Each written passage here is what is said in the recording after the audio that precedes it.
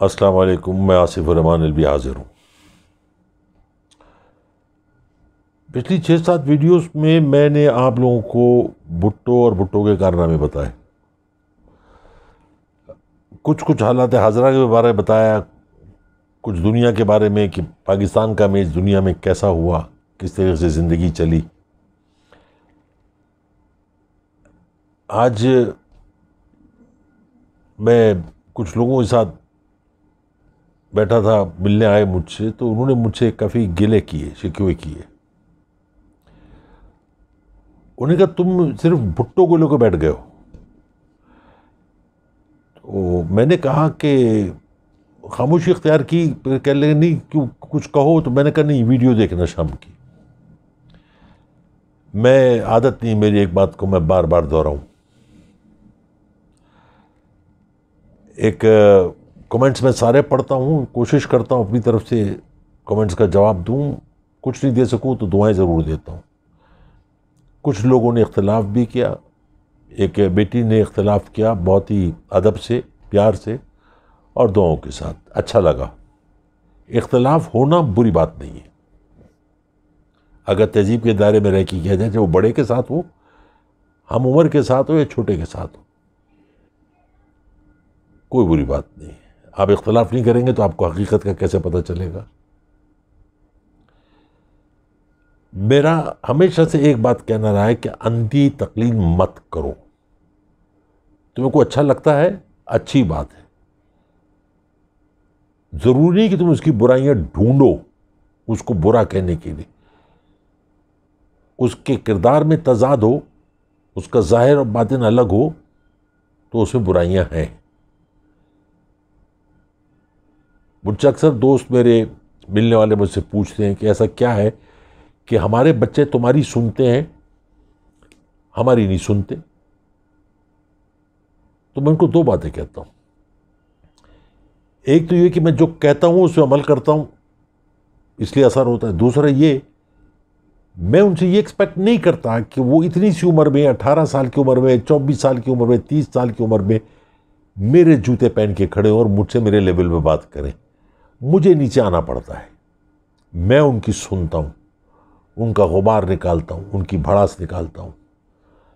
وہ جب شانت ہو جاتے ہیں، ان کا غصہ ٹھنڈا ہو جاتا ہے، پھر میں ان کو اپنے نظریے سے اپنا جو میں طریقے سے سمجھانا چاہتا ہوں وہ ان کو سمجھاتا ہوں، جس کا اثر ہوتا ہے۔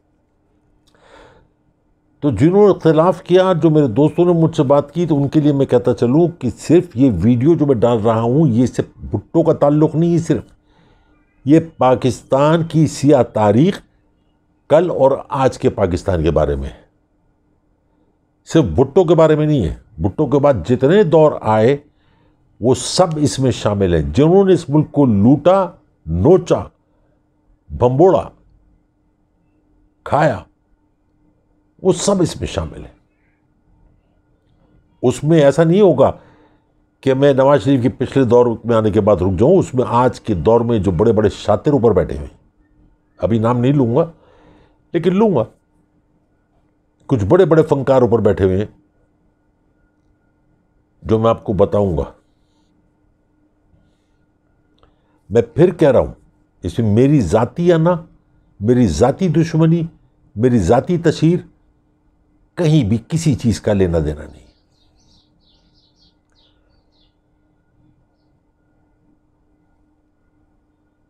جو سچ ہے وہ میں بتاؤں گا، جو میں نے دیکھا، جو میرے ساتھ ہوا، جس کے لیے میں گواہ ہوں وہ بتاؤں گا۔ سنی سنائی بات جس کی تصدیق نہیں کری وہ نہیں بتاؤں گا، اس کا ذکر نہیں کروں گا، کیونکہ اللہ کے میں نے جواب دینا ہے، آپ نے نہیں۔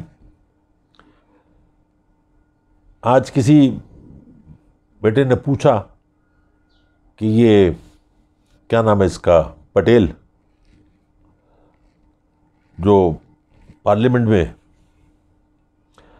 بہت زیادہ بول رہا ہے اور موجودہ حکومت اور اس کے خلاف اور الا بلا جو بھی کہہ رہا ہے، اس کا اپنا طرز عمل ہے، کہے جو کہنا ہے۔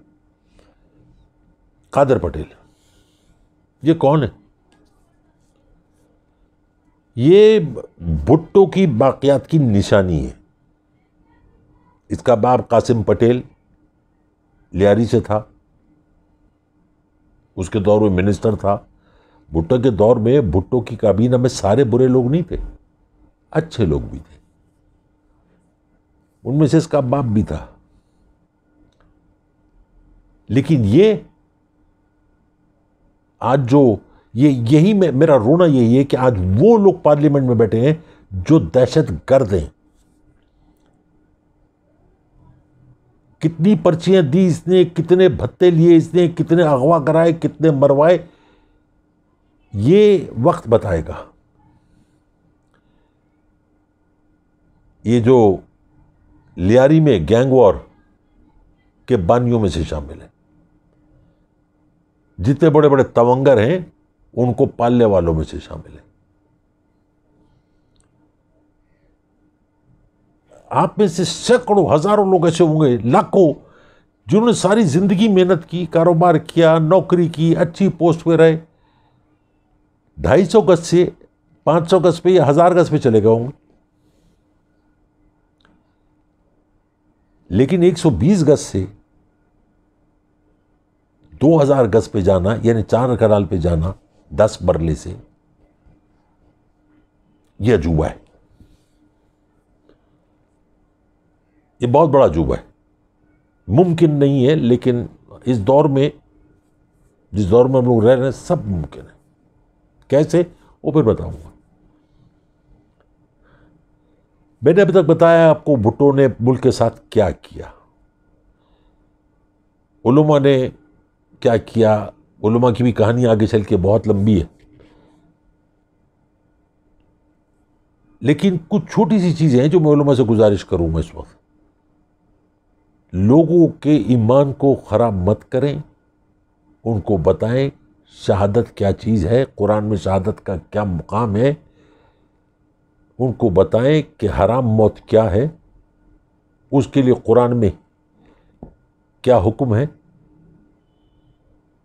یہ ضرور بتائیں. میرے بتانے سے شاید اتنا اثر نہ ہو، آپ کوشش کریں، بتائیں. اپنی مرضی کا فتویٰ تو دے دیتے ہیں جس میں آپ کا بھلا ہو، جس میں مسلم امہ کا بھلا ہو وہ نہیں بولتے. آپ بولیں. میں بھٹو کی کہانی سے شروع کرتا ہوں کیونکہ میں بھٹو کے آخری اس میں جانا چاہتا ہوں، کہ کیونکہ اس کے بعد بہت لمبی تاریخ ہے کہ پھر کیا ہوا کیا نہیں ہوا. بھٹو نے اپنے دور میں CSS ختم کر دیا، یعنی ایک PN بھی سیکٹری بن سکتا ہے.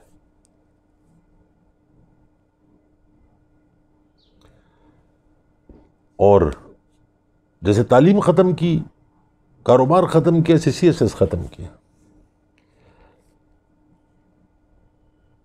جس کا خمیازہ آپ آج بھگت رہے ہیں کہ آج بیوروکریسی کہاں پہنچ گئی. آرمی میں ایک آرگنائزڈ مانا ہوا ادارہ ہے، اس میں ترقی کرنے کے لیے آپ کو اسٹاف کالج کرنا پڑتا ہے. اسی طریقے سے بیوروکریسی میں آپ کو نیپا کرنا پڑتا ہے. مجھے نہیں یاد پڑتا کہ میں نے آج کل کسی وقت بھی نیپا ہوتے ہوئے دیکھا. بہرحال چھوٹے سے چھوٹا اور بڑے سے بڑا مسئلہ جو حل ہوگا وہ آپ لوگوں کی وجہ سے ہوگا. موجودہ حکومت ہاتھ پیر مار رہی ہے غلط لوگوں کے ساتھ، ان سب کے ذاتی مفادات ہیں.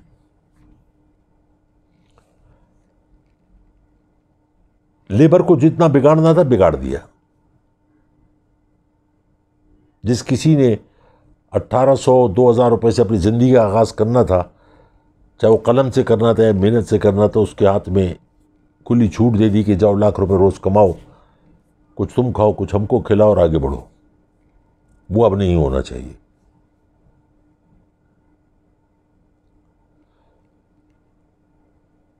بھٹو ایسے انسان کو ADC لگاتا تھا جو اس کی سنے.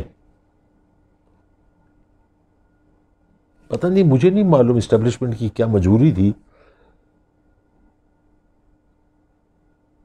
لیکن ایک وقت تھا جب لوگ مجھ کو بھی شاید یہ سمجھتے تھے کہ میں بھی کسی بٹالین سے، کسی آرمی سے، کیونکہ میرے دوستی بہت ہی، اور آج بھی یہ تعلقات، سلام علیک، بوڑھے ہو گئے تو کیا مطلب ختم ہو گئے تعلقات؟ ان کے گھر سے، ان کے بال بچوں سے میرا بہت قریبی تعلق رہا. 32 بلوچ سے دوست احباب رہے میرے، اس میں زیادہ ٹائم میرا ملیر کینٹ میں گزرتا تھا. وہ کوئی میرا وہ شیڈ نہیں تھا، کوئی میرا شیلٹر ہوم نہیں تھا کہ میں وہاں جا کے بیٹھوں تو مجھے کوئی ہاتھ نہیں لگا گا. نہیں، میں آفس سے آتا تھا، تھکا آ رہا تھا، شام کو دوستوں کے پاس چلا جاتا تھا، بیٹھ جاتا تھا، گپ شپ مارتا. کبھی وہ میرے پاس آئے تھے. اس میں بھی بھٹو نے گند گھولی. ایسے لوگوں کو اپنا ملٹری اٹیچی یا ملٹری سیکرٹری لگایا جس کو کنٹرول کر سکے.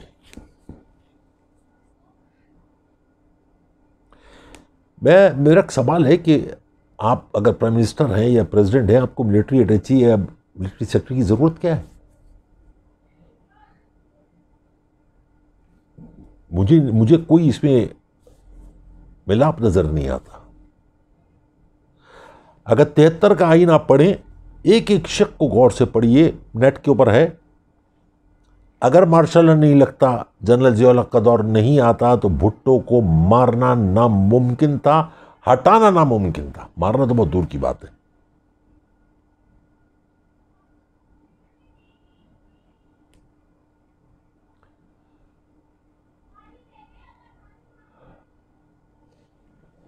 بھٹو نے اپنے طرز عمل سے، اپنے انداز سے پاکستان کو اس نہج پہ لا کے کھڑا کر دیا تھا. آج جو لوگ بڑی تعریف کرتے ہیں کہ شملہ میں دیکھا اس نے کیسے کاغذ پھاڑ کے پھینک دیے، کبھی پڑھا ہے وہ شملہ میں؟ نہیں، شملہ معاہدہ پڑھ لیجئے، وہ بھی میں اس کی تفصیل بتا دوں گا کسی دن. تاشقند میں وہ جو کاغذ پھاڑ کے پھینکی، وہ کیا تھا؟ کون سا ایگریمنٹ تھا؟ بھارتی فوج کو واپس جانا تھا، آپ کو پیغام تھا، اور ایک آپ کا ایگریمنٹ ہونا تھا کہ اب ایک دوسرے کی زندگی میں پنگا مت ڈالو. مجھے ایک بھارتی لندن میں ملاقات ہوئی، ایک بھارتی سے، مجھ سے عمر میں بڑے تھے، اب تو پتہ نہیں مار آ گئے ہوں گے. ایک دعوت میں انہوں نے مجھ سے کہا کہ اگر تمہاری آرمی، تمہاری ملٹری اگر انٹروین نہیں کرتی اور بھٹو کو نہیں اٹھاتی تو پاکستان کا کام ہو چکا ہوتا. پاکستان کا ایسا کون سا کام تھا جو بھارت کے ذریعے ہوتا؟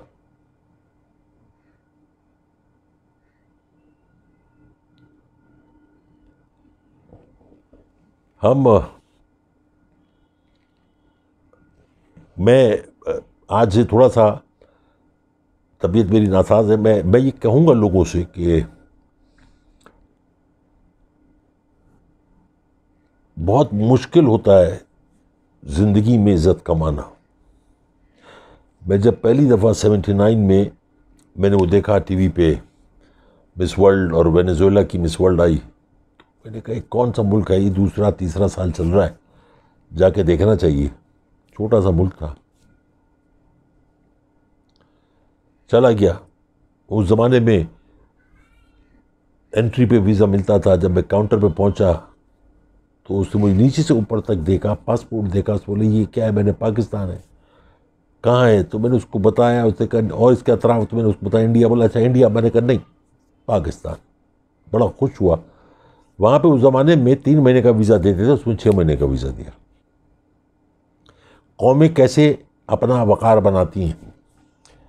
ٹیکسی لی، ایک ہوٹل میں میری بکنگ تھی، میں وہاں تک گیا. وہاں جب پہنچا تو بل تھا کوئی $38 $40 تھا.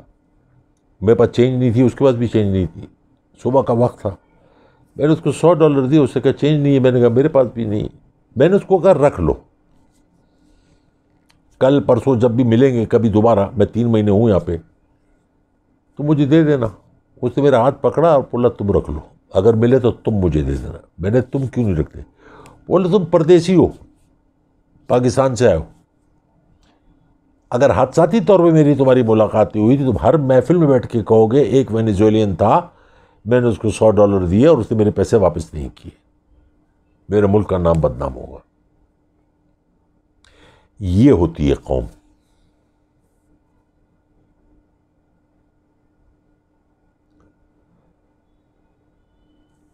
اچھا آپ کسی کے بارے میں بات کر لیجیے، بھٹو کے بارے میں بات کر لیجیے، جنرل ضیاء الحق کے بارے میں بات کر لیجیے، جنرل ضیاء الحق کے بارے میں بات کروں گا، پھر آپ اس کے بعد بے نظیر کے بارے میں بات کر لیجیے، نواز شریف، پھر مشرف، پھر جو بھی تھا بیچ میں، خیر وہ تو کسی گنتی میں نہیں تھا، ہر کوئی کہتا ہے افواہ ہے۔ مجھے اپنی نئی جوانی کا والد صاحب کی ایک بات یاد آ گئی کہ میری کوئی شکایت پہنچی گھر پہ، تو میرے والد صاحب کا یہ اپنا ایک انداز تھا، وہ اس وقت بات نہیں کرتے تھے، کھانے وانے کے بعد شام کو رات کو کہتے آؤ یار ادھر بیٹھو میرے پاس، ہم بیٹھ جاتے تھے، وہ کہتے تھے یار میں نے کچھ سنا ہے، ایسا ہوا ہے؟ تو میں نے ان سے کہا کہ افواہ ہے جی۔ مسکرائے، انہوں نے میرے کندھے پہ ہاتھ رکھا اور کھڑے ہوئے، کہلے بیٹے میں تمہارا باپ ہوں، میرے بارے میں کبھی تم نے افواہ سنی؟ ہر افواہ کے پیچھے ایک حقیقت ہوتی ہے۔ اپنی زندگی کو افواہ مت بننے دو، حقیقت رکھو۔ آج میں کچھ زیادہ بتا نہیں سکا، بول نہیں سکا زیادہ، لیکن یہ زندگی جو ہے یہ ایک حقیقت ہے، اس کو حقیقت رہنے دو۔ اس کے بعد موت حقیقت ہے، ابدی زندگی اس کو کہتے ہیں۔ ہم آج جو کچھ لکھ رہے ہیں کل ہمارے بچے، ان کے بچے، ان کے بچے سب پڑھیں گے۔ کیوں نہ تحریر کو اچھا کریں، مضمون اچھا رکھیں، اور آنے والے وقتوں میں قوم ہمیں یاد کرے۔ میں امید کرتا ہوں کہ آج کا دن آپ کا بور نہیں گزرا ہوگا، کچھ نہ کچھ میں نے کوشش کی بتانے کی، لیکن کل انشاءاللہ اگر اللہ نے زندگی اور صحت دی، طبیعت بہتر ہوئی، اور پرجوش طریقے سے حاضر ہوں گا آپ کے سامنے انشاءاللہ تعالی۔ السلام علیکم، وعلیکم السلام۔